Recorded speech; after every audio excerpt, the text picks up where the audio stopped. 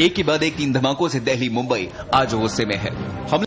हर बार ऐसा लगता है कि शायद अब ये मीनास जो है टेररिज्म का काबू में आ जाएगा और अब ऐसा नहीं होगा, लेकिन हर बार फिर एक ऐसा हटका होता है जिससे आदमी का खून खोल के रह जाता है। ब्लास्ट पर गृहमंत्री पी चिदम्बरम के बयान ने भी सबको हैरत में डाल दिया।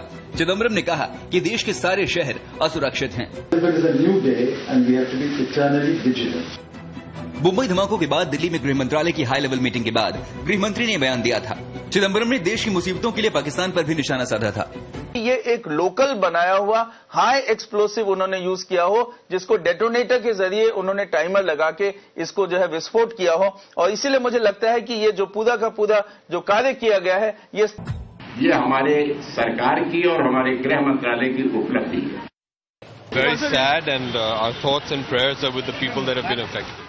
सोनिया गांधी और प्रधानमंत्री मनमोहन सिंह ने मुंबई जाकर ब्लास्ट में पीड़ितों के साथ दुख दर्द जरूर बांटा, लेकिन कांग्रेस के कई नेताओं ने ब्लास्ट पर ऐसे बेतुके बयान दिए जिसे सुनकर हर कोई हैरान रह गया।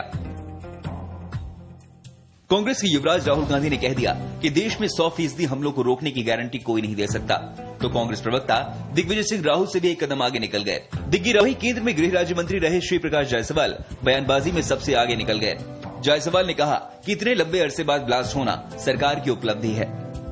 It is very difficult to stop every single terrorist attack. We will stop 99% of attacks, but 1% of attacks might get through. That is what I'm saying.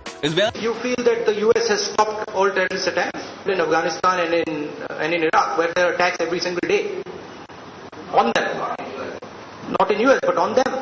जिस वक्त मुंबई सीरियल ब्लास्ट की आग में जल रहा था, उस वक्त केंद्रीय मंत्री सुबोधकांत सहाय फैशन शो की रंगीनियों में खोए थे। दिल्ली के 5 स्टार होटल में हुए फैशन शो में सुबोधकांत सहाय फैशन शो और उसके बाद हुई मॉडल्स पार्टी का लुत्फ उठा रहे थे। सुबोधकांत सहाय के ठीक बगल में अशोक प्रधान बैठे थे। दरअसल पूर्व केंद्रीय मंत्री और बीजेपी नेता अशोक प्रधान की बेटी अपना पहला फैशन कलेक्शन पेश कर रही थी। We have got CCTV footage from all 3 locations.